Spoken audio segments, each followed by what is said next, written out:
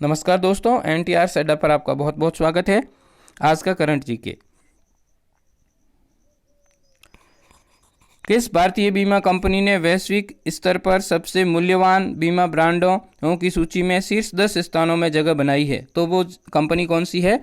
वो है LIC। LIC ने ये कारनामा किया है।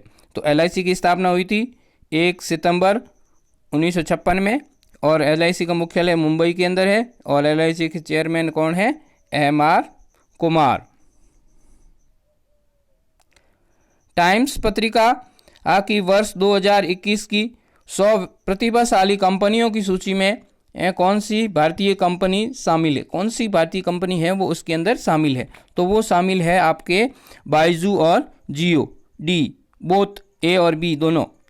तो बायजू और जियो दोनों इसके अंदर शामिल है। एक टाइम्स पत्रिका ने ही Times kids of the year ये गीतांजलि राव को इन्होंने सुना। Times kids of the year, Times kids of the year ये किसे सुना है? टाइम्स पत्रिका ने ही ये सुना है, वो गीतांजलि राव को सुना है। बायजू की स्थापना हुई थी 2011 में। हेडक्वार्टर है वो बायजू का कहाँ है? बेंगलुरु के अंदर है। और बायजू रविचंद्रन इसके फाउंडर और CEO है। और ये ऑनलाइन एजुकेशन प्लेटफॉर्म है। और जियो की स्थापना है वो कब हुई थी? 2007 के अंदर हुई थी। और मुकेश अंबानी की कंपनी है जियो। और अभी दूसरी बार एक्सिस बैंक के MD और CEO कौन बने हैं? तो वो बने हैं आपके अमिताभ चौधरी, दूसरी बार बने हैं। एक्सिस बैंक ने 1993 में इसकी स्थापना हुई थी। एक्सिस बैंक की, एक्सिस बैंक का हेडक्वार्टर है वो मुंबई के अंदर है।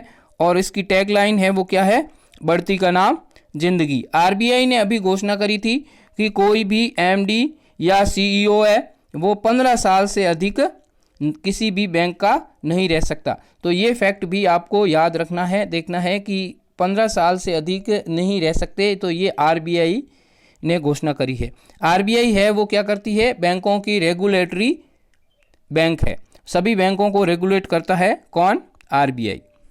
Next question. भारत में सड़क एवं राजमार्गों के निर्माण में FDI की अनुमति है। कितनी है भाई? FDI की अनुमति है अभी है वो 100% है।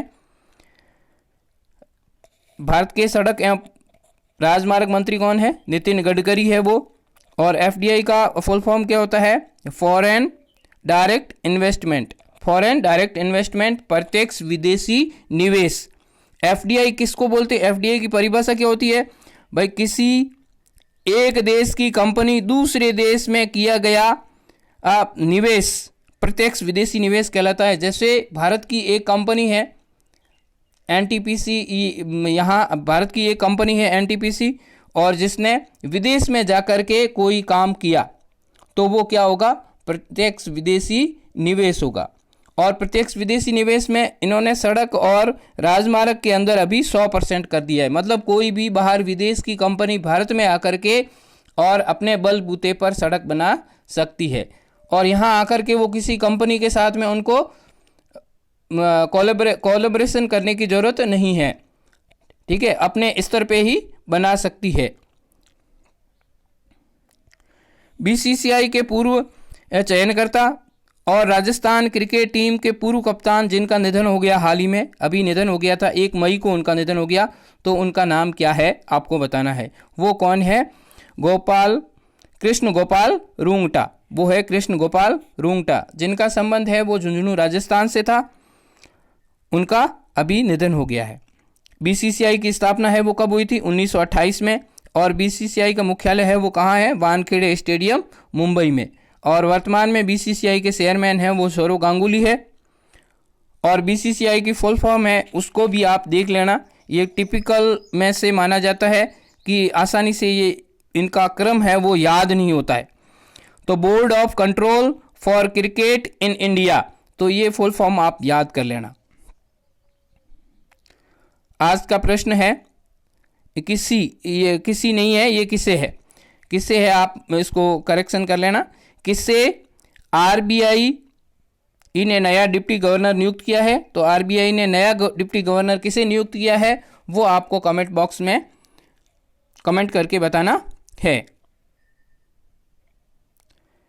पिछले प्रश्न का उत्तर है वो के वेणुगोपाल है, भारत के महान्यायवादी का। और मेरा प्रयास आपको कैसा लगा और एडिटिंग कैसी लगी मुझे कमेंट्स करके बताएं। Thank you. मुझे प्रोत्साहित कीजिए और मेरे चैनल को सब्सक्राइब कीजिए। Thank you. जय हिंद।